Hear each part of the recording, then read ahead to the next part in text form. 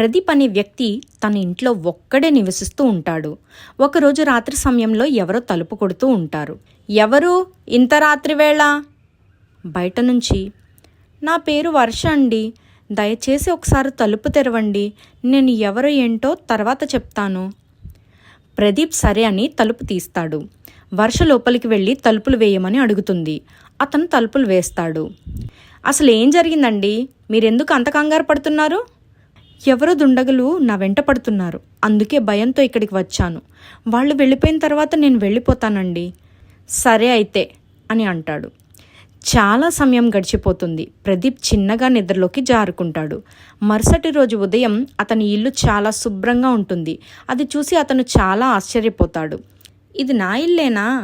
ఇంత శుభ్రంగా ఉంది, మంచి సువాసన వస్తుంది అనుకుంటూ ఉండగా అక్కడే ఉన్న వర్ష, ఇదంతా నేనే శుభ్రం చేశానండి. మీరు ఇంకా ఇక్కడేం చేస్తున్నారు? రాత్రి వెళ్ళిపోతా అని చెప్పారు కదా. అయ్యో, నన్ను క్షమించండి, నాకు ముందు వెనక ఎవ్వరూ లేరు. ఒంటరిగా ఉన్న ఆడపిల్లనని నా వెంట దుండగులు పడుతూనే ఉంటారు, అందుకే నాకు తోడు కావాలి.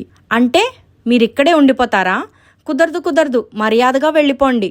అయ్యో, అంటే దయచేసి కాదనకండి, మీరు తినే దాంట్లో నాకు కొంచెం ఇవ్వండి చాలు అంటూ బ్రతిమలాడేసరికి ప్రదీప్ సరే అని అంటాడు.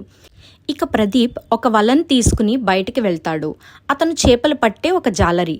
అతడు ప్రతిరోజు కూడా చేపల్ని పట్టి వాటిని అమ్మి డబ్బు సంపాదిస్తూ ఉంటాడు. అలా తన జీవితాన్ని గడుపుతూ ఉంటాడు. ఇప్పుడు అతని జీవితంలోకి వర్ష అనే అమ్మాయి వచ్చింది. ఇక అతని జీవితంలోకి ఎలాంటి మార్పులు వస్తాయో చూడాలి. రోజులు గడుస్తున్నాయి. వర్ష, ప్రదీప్ ఇద్దరు మంచి స్నేహితులవుతారు. ఒకరోజు ప్రదీప్, అన్నట్టు వర్ష, ఈరోజు నువ్వు కూడా నాతో పాటు చేపల వేటకు రాకూడదు? చేపల వేటకి నేనా? అమ్మో, నాకు చాలా భయం, నేను రాను అని అంటుంది. మరేం పర్వాలేదు, రా అని బలవంతంగా ఆమెను వెంట పెట్టుకుని చేపల వేటకు వెళ్తాడు. మార్గ మధ్యలో జోరుగా వర్షం పడుతుంది. వర్షంలో తడిచి ఒక్కసారిగా తన నిజ రూపానికి వస్తుంది. అదే ఒక జలకన్యగా మారిపోతుంది. దానిని చూసిన ప్రదీప్ చాలా ఆశ్చర్యపోతాడు. వర్షకి ఏం చేయాలో అర్థం కాక మాయాశక్తితో అతని కళ్ళు తిరిగి పడిపోయేలా చేస్తుంది. చాలా సమయం తర్వాత ప్రదీప్కి స్పృహ వస్తుంది. ఎదురుగా వర్ష. ఏమైంది వర్ష? నాకు ఎందుకు కళ్ళు తిరిగి పడిపోయాను? నువ్వు రాత్రి కూడా భోజనం సరిగ్గా చేయలేదు కదా, అందుకే నీరసం వచ్చినట్టు ఉంది. నువ్వేం కంగారు పడకు, నేనున్నాను కదా, నేను నిన్ను బాగా చూసుకుంటాను అని అంటుంది. ఇప్పుడు నాకు కొంచెం పర్వాలేదు, నేను అలా బయటికి వెళ్ళి వస్తాను అని చెప్పి అతను అక్కడి నుంచి వెళ్ళిపోతాడు. అతడు అలా బయటికి వెళ్ళిపోయిన తర్వాత వర్ష మళ్ళీ జలకన్య రూపంలో మారుతుంది. అమ్మయ్యా, అతను చూసిందంతా మర్చిపోయాడు. తనకి ఏమీ గుర్తులేదు. చాలా సంతోషం అని అనుకుంటూ ఉండగా అక్కడ ఉన్న చేపల తొట్టెలో ఒక చేప అది అంతా చూసి చాలా ఆశ్చర్యపోతూ తనతో మాట్లాడటం మొదలు పెడుతుంది. ఓ జలకన్య, నువ్వు ఎందుకు ఇక్కడికి వచ్చావు? ఇక్కడ నీకేం పని? ఈ మనిషితో నీకేమన్నా పనుందా? నిజం చెప్పు. ఆ మాటలకి కంగారు పడుతున్న వర్ష వెనక్కి తిరిగి చూస్తుంది. అక్కడ ఉన్న చేపను చూసి, నాకు ఈ మనిషితో పని లేదు, కానీ ఒక చిన్న పని కోసం ఇక్కడికి వచ్చాను. ఆ పని పూర్తయిన తర్వాత నేను ఇక్కడి నుండి వెళ్తాను. ఏమిటో ఆ పని? నేను నీకేమైనా సహాయం చేయగలనా? చెప్తాను, ఖచ్చితంగా నువ్వు నాకు సహాయం చేయగలవని అనుకుంటున్నాను. అన్నట్టు నువ్వు ఎవరు? ఇక్కడ ఎందుకు వచ్చావు? నిన్నిక్కడ ఎప్పుడు చూడలేదే. ఈ జాలర్ నన్ను నిన్న రాత్రి నేను ఒక మాయా చేపని తెలియక తీసుకువచ్చాడు. దయచేసి నన్ను నదిలోకి వదిలేస్తావా? తప్పకుండా వదిలేస్తాను, కానీ నాకు ఒక మాట ఇస్తావా? వాళ్ళిద్దరూ అలా మాట్లాడుకుంటూ ఉండగానే ఎవరో వస్తున్న శబ్దం వినపడటంతో వర్ష మనిషిలాగా మారిపోతుంది. ఇంతలో ప్రదీప్ వస్తాడు. ఎవరితో మాట్లాడుతున్నావు వర్ష అని ఆశ్చర్యంగా అడుగుతాడు. ఏం లేదు, నేను ఎవరితో మాట్లాడటం లేదు అని అంటుంది. అందుకు తను సరేలే అని లోపలికి వెళ్తాడు. సరిగ్గా అర్ధరాత్రి సమయంలో అందరూ గాఢ నిద్రలో ఉంటారు. వర్ష నిద్ర లేచి వెంటనే అక్కడ ఉన్న మాయా చేపను తీసుకుని సముద్రం దగ్గరకు వెళ్తుంది. అప్పుడు తను ఒక జలకన్యగా మారి ఆ చేపను నీటిలో వదిలేస్తుంది. నీకు చాలా కృతజ్ఞతలు మిత్రమా అన్నట్టు నువ్విక్కడికి రావడానికి గల కారణం ఏంటో చెప్పలేదు? నేను నా యొక్క చేతి ఉంగరాన్ని పోగొట్టుకున్నాను. అది లేకపోతే నేను తిరిగి మా లోకానికి చేరుకోలేను. నువ్వు నాకు సహాయం చేస్తావని అనుకున్నాను, కానీ ఇప్పుడు నీ సహాయం నాకు అవసరం పడటం లేదు. ఆ మాటలు మాయాచేప చాలా ఆశ్చర్యపోతుంది. నాకు నువ్వు ఏం చెప్తున్నావో అర్థం కాలేదు. ఓ మాయాచేప, నేను ఇక్కడికి రావడానికి పెద్ద కారణమే ఉంది. నా ఉంగరం ఒక చేప మింగేసింది. అది సరిగ్గా ఈ చేపలు పట్టే జాలరి వల్ల చిక్కుకుపోయింది.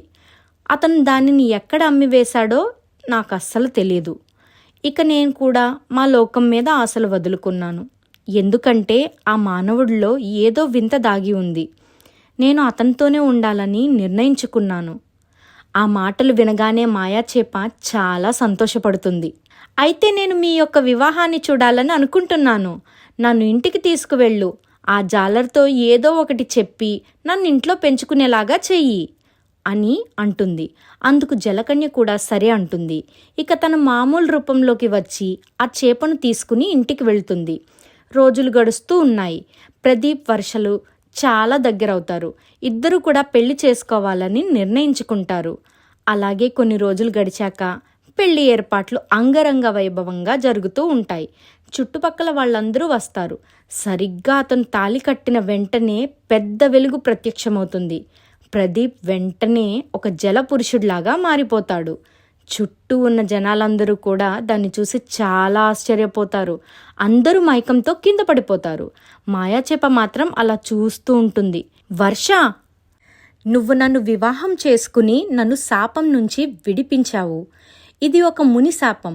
నేను ఎవరినైనా జలకన్యను వివాహం ఆడితే నా శాపానికి విముక్తి కలుగుతుంది అని అన్నాడు. నువ్వు ఇక్కడికి వచ్చినప్పుడు నువ్వు ఎవరో నాకు తెలియదు. నిన్ను వివాహం చేసుకున్న తర్వాతే నాకు అర్థమయ్యింది నువ్వు ఒక జలకన్యవి అని. ఇక నువ్వు నీ నిజ రూపంలోకి రా అని అంటాడు. వెంటనే ఆమె జలకన్యగా మారుతుంది. చాలా సంతోషంగా ఉంది, కానీ తిరిగి నేను మన లోకానికి రాలేను.